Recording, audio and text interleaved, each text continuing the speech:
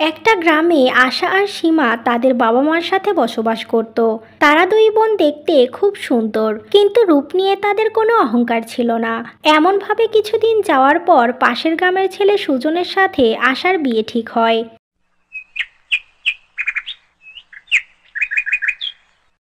আপু, তোকে ছাড়া আমি কিভাবে থাকবো? ছোটবেলা থেকে তো তুইই আমার সব। কোনো বন্ধু নেই আমার, সব সময় তোর সাথেই থাকতাম, কিন্তু এবার কি হবে? কি আর করার বল, মেয়ে হয়ে জন্ম নিয়েছি, পরের ঘরে তো যেতেই হবে। তোকেও একদিন কেউ না কেউ নিয়ে যাবে, তাই বলে কি বোনের প্রতি বোনের ভালোবাসা কমবে? হয়তো দুজন দুই জায়গায় থাকবো, কিন্তু মনের দূরত্ব কখনোই হবে না। সব ঠিক আছে, কিন্তু এখন ঘুম থেকে উঠেই তোকে আর দেখতে পাবো না। পড়ার সময় ভুল হলে কেউ ধরিয়ে দেবে না। তোকে অনেক মিস করব আপু। আমি জানি বোন, আমিও তোকে খুব মিস করব, কিন্তু বিয়ের পরে তুই আমার শ্বশুরবাড়িতে অনেক দিন করে থাকবি, তাহলে আর একা মনে হবে না। এভাবেই তারা দুই বোন কথা বলতে থাকে। অন্যদিকে মেয়েটাকে তো ভালো একটা ঘরে বিয়ে দিচ্ছি, ওকে দেওয়ার মতো আমার তো তেমন কিছুই নেই। তাই ভাবছি আমার গহনাগুলো পরিয়ে ওকে বিদায় দেব। কেমন হবে? তা তো বুঝলাম, কিন্তু বড় মেয়েকে সব দিয়ে দিলে ছোট মেয়ের বিয়েতে কি করবে? সেটা পরে দেখা যাবে। আগে আশাকে তো ভালোভাবে শ্বশুরবাড়িতে পাঠাই, তারপর ওপরওয়ালা ঠিক এক ব্যবস্থা করে দেবে। এই কথা ঠিক বলেছ। আমার মেয়েরা তো সুন্দরী কম না, যার ঘরে যাবে একদম আলোকিত করে রাখবে, তাই ওদের নিয়ে আমি এত চিন্তা করি না। এমনভাবে তারা কথা বলতে থাকে। বেশ কিছুদিনের মধ্যেই ধুমধাম করে আশা আর সবুজের বিয়ে হয়। এই নিন মা, আপনার চা। এরপর রেহানা বেগম চা খায়। বাহ বৌমা, তোমার হাতে তো জাদু আছে। অনেক ভালো হয়েছে চা। সত্যি আপনার কাছে ভালো লেগেছে? আমার মা অনেক দিন আগে চা বানানো শিখিয়েছিল। ভেবেছিলাম বেশি ভালো হবে না, তাই খুব ভয় কাজ করছিল। ভয় পাওয়ার কোনো দরকার নেই বৌমা। আমি তো তোমার মায়েরই মতো, নির্দ্বিধায় কাজ করবে। ভুল হলে আমাকে জিজ্ঞেস করে নেবে, কেমন? ঠিক আছে মা, আপনি যেমন বলবেন তেমনই হবে। তবে ভেবেছিলাম শাশুড়িরা হয়তো ভালো হয় না, বৌমাদের ওপরে অত্যাচার করে, কিন্তু এখন দেখছি আমার ধারণা একদম ভুল। তোমার এই ভাবনাটা আসারই কথা, কারণ আমাদের সমাজে বেশিরভাগ শাশুড়ি বৌমারই ভালো সম্পর্ক হয় না। তারা একে অপরকে শত্রু মনে করে। তবে আমাদের সম্পর্ক ওরকম হবে না আশা করি। তুমি এবার যাও বৌমা, কিছু রান্না বসিয়ে দাও। ঠিক আছে মা, আমি এখনই রান্না বসিয়ে দিচ্ছি। এরপর আশা রান্নাঘরে যায় আর মন দিয়ে রান্না করতে লাগে। মা, আমার রান্না হয়ে গেছে, আপনারা দুজনে এসে খেয়ে নিন। ঠিক আছে, তুমি টেবিলে খাবারটা বাড়তে শুরু করো, আমরা আসছি। মা, আমি টেবিলে খাবার বেড়ে রেখেছি, আপনারা এখনই আসতে পারেন। ও ঠিক আছে, চলো। তুমি যে কি করে এত তাড়াতাড়ি রান্নাগুলো করে ফেললে সেটাই বুঝতে পারছি না। খুবই লক্ষ্মী মেয়ে তুমি। চল সুজন, খেয়ে আসি। এরপর তারা খাবার খেতে যায় আর আশার রান্নার অনেক প্রশংসা করে। এভাবেই সুখে শান্তিতে আশা শ্বশুরবাড়িতে সংসার করতে লাগে। বেশ কিছুদিন পর আশা গর্ভবতী হয়। শোনো বৌমা, তোমাদের বিয়ের তো অনেক দিনই হয়ে গেল। আমার তো অনেক বয়স হয়েছে। সুজন আমার একমাত্র ছেলে, তাই আমি ওর ঘরে ছেলে মেয়ে দেখে যেতে চাই। তুমি আমার এই ইচ্ছেটা পূরণ করো বৌমা। মা, কি করে যে বলি, আসলে আমি আপনাকে জানাতেই চাচ্ছিলাম, কিন্তু জানানোর সুযোগ পাইনি। আপনি খুব তাড়াতাড়ি দাদিমা হতে যাচ্ছেন মা। কি বললে তুমি? এটা কি সত্যি বৌমা? আমার নাতি নাতনি আসবে? আমি তো বিশ্বাসই করতে পারছি না। কি যে খুশি লাগছে আমার। হ্যাঁ মা, সত্যি। আপনাকে এত খুশি দেখে আমারও খুব ভালো লাগছে। এভাবেই তারা কথা বলতে থাকে। আশা গর্ভবতী হওয়ার পর থেকে রেহানা বেগম আশাকে খুবই যত্নে রাখতে শুরু করে। এমনভাবেই বেশ কয়েক মাস কেটে যায়। আপু, আপু, কোথায় তুই? তাড়াতাড়ি এদিকে আয়। সীমার ডাক শুনে আশা তাড়াতাড়ি করে সেখানে যায়। তুই এতদিন পরে এলি? তোকে সেই কবেই বলেছি যে আমার কাছে কিছুদিন থেকে যা। কি করে আসবো বল? এতদিন তো আমার পড়াশোনার অনেক চাপ ছিল, তাই ইচ্ছে হলেও আসতে পারিনি। তবে এবার যখন এসে গেছি, আমার ছোট সোনাটাকে না দেখে যাব না। ঠিক আছে, দেখব তুই কতদিন থাকিস। এবার আয়, ভেতরে আয়।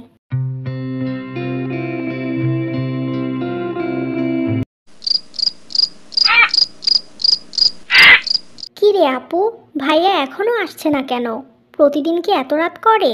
তুই কিভাবে এতক্ষণ একা থাকিস? তোর ভয় লাগে না?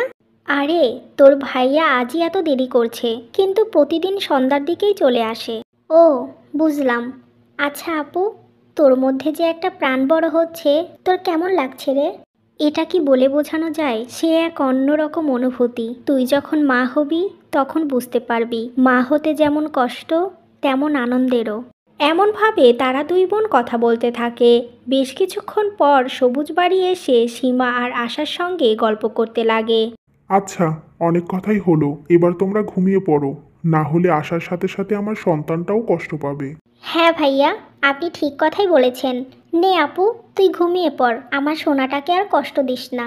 আমরা না হয় এখানে ঘুমাবো, কিন্তু তুমি কোথায় ঘুমাবে? আমি মায়ের ঘরের পাশের রুমে ঘুমাবো, তোমরা দুই বোন এখানেই ঘুমাও।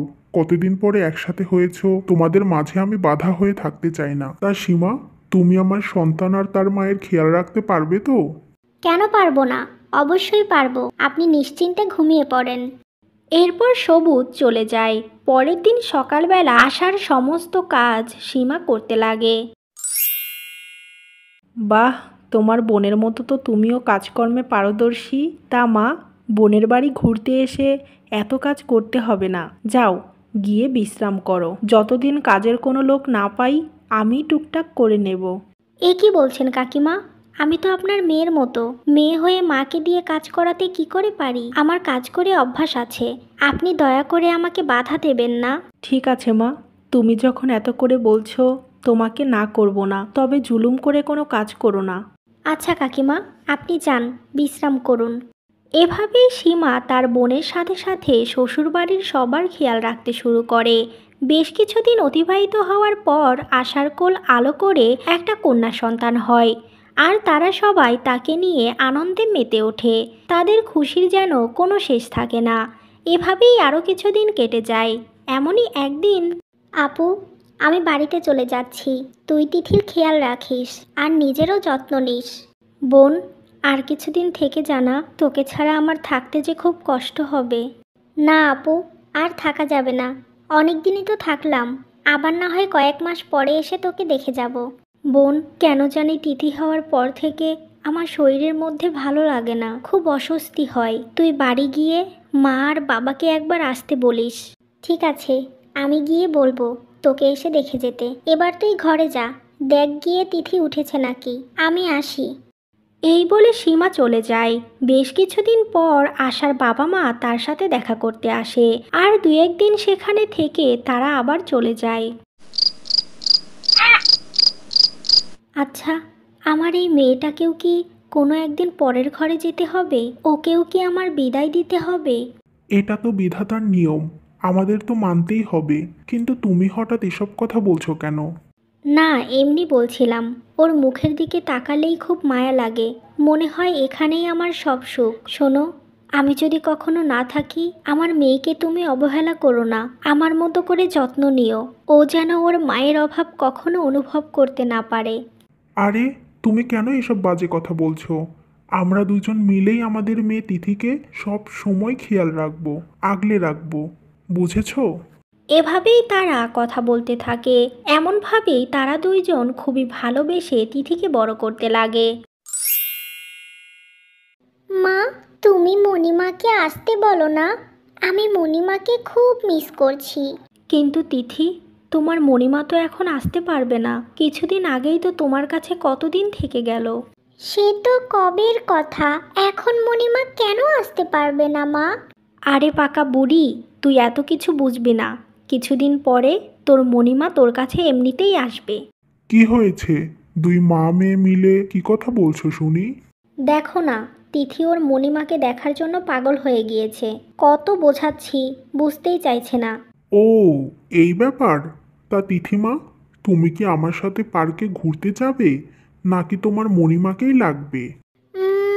ঠিক আছে, আমি ঘুরতে যাব, মণিমার সাথে পরে দেখা করব। চলো বাবা, আমাকে ঘুরতে নিয়ে চলো।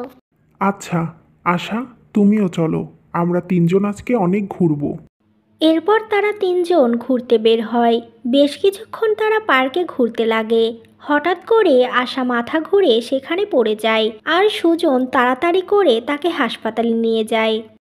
আমার স্ত্রীর কি হয়েছে ডাক্তারবাবু? হঠাৎ করে মাথা ঘুরে পড়ে গেল কেন? আশা করছি আপনি খুব সাহসী। সব কিছুর জন্য প্রস্তুত থাকুন। আপনার স্ত্রীর ক্যান্সার হয়েছে। এত বড় একটা রোগের কথা আপনি জানেন না? কি বলছেন এসব? ওর কেন ক্যান্সার হবে? আপনার কোথাও ভুল হচ্ছে। এমন কিছুই হতে পারে না। ডাক্তারের পরীক্ষা নিরীক্ষা কখনো ভুল হয় না। আর এই রোগ অনেকদিন আগেই শরীরে বাসা বেঁধেছে। ওপরওয়ালা ছাড়া কেউ তাকে বাঁচাতে পারবে না।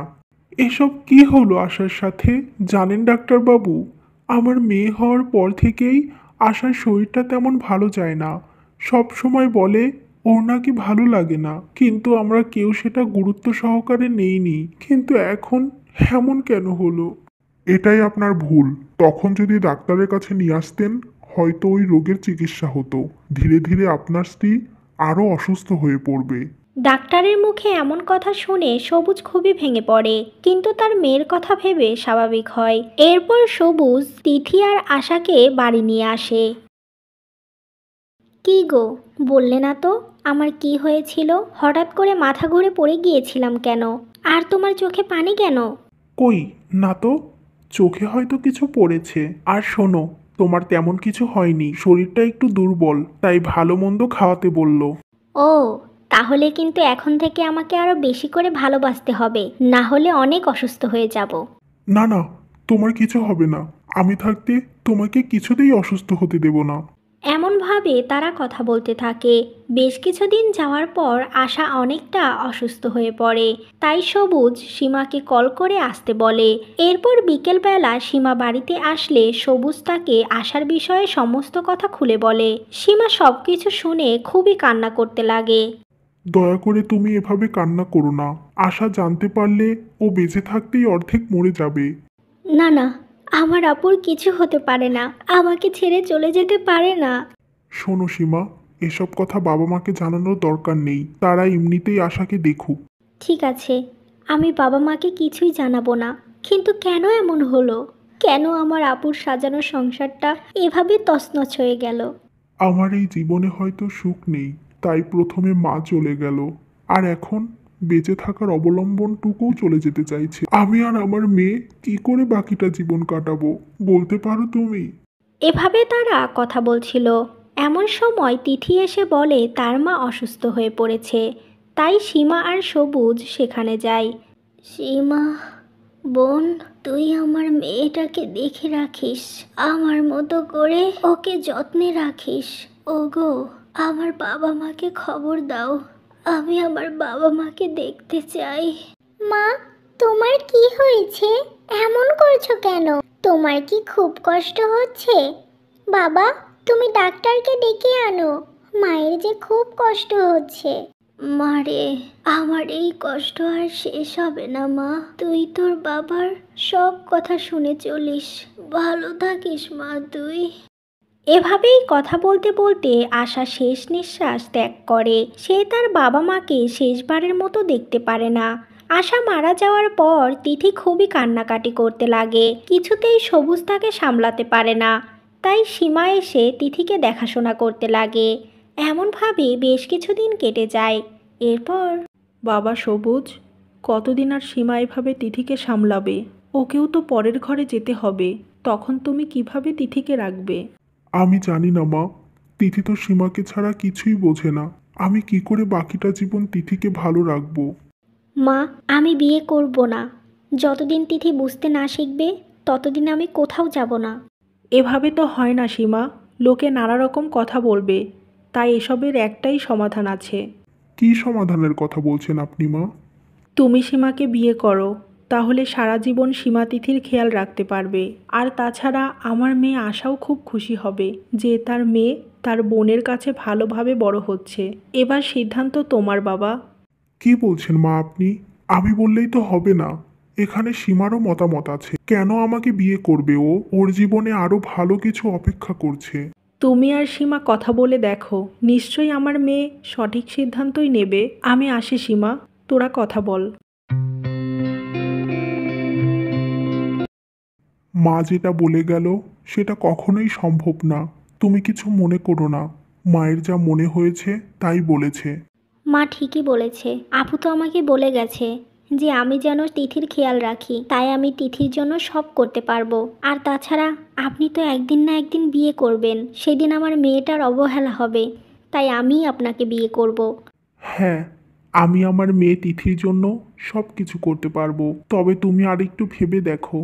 আমার আর কিছুই ভাবার নেই, আমি রাজি। কিন্তু একটা কথা, আপনাকে আমি বিয়ে করব ঠিকই, কিন্তু কখনো সন্তান দিতে পারবো না, কারণ আমি চাই আমাদের একটা সন্তানই থাক, ওকে নিয়েই জীবন পার করতে চাই। আপনি এটা করতে পারবেন তো?